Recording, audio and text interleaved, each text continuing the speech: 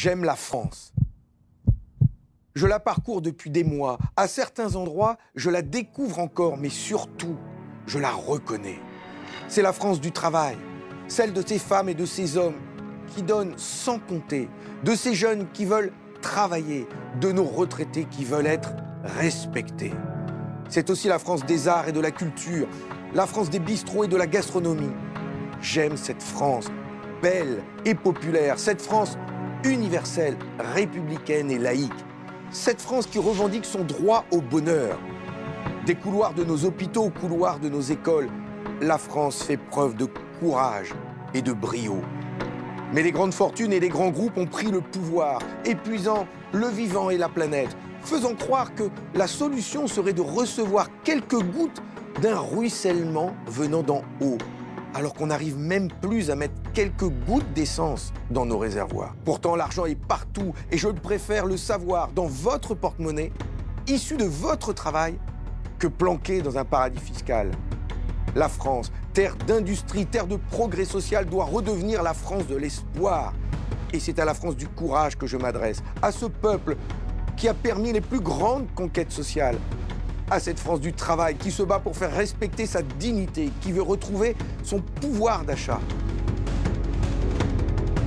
L'avenir de la France se joue maintenant. Il est entre vos mains. C'est la France des jours heureux.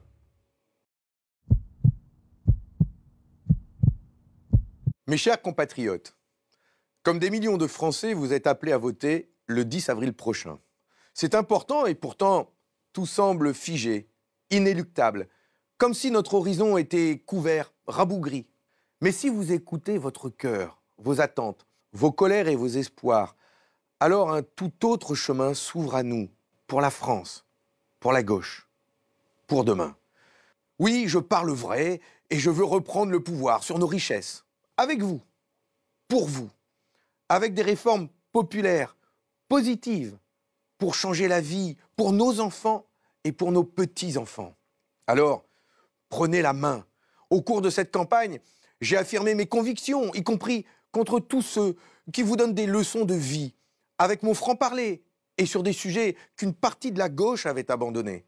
La place du travail dans la société, l'augmentation des salaires et des pensions, la République forte et la défense sans équivoque de la laïcité, ou encore la lutte contre la finance.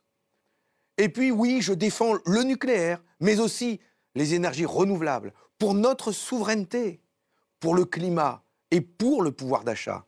J'ai défendu aussi le droit à une bonne alimentation et à la sécurité pour toutes et tous. J'ai forgé ces convictions dans mon quotidien, dans tous mes combats, dans ma vie aussi, celle d'un homme de 52 ans, avec 5 enfants. Alors le 10 avril, donnez-vous de la force, faites-vous respecter et construisons ensemble la France des jours heureux.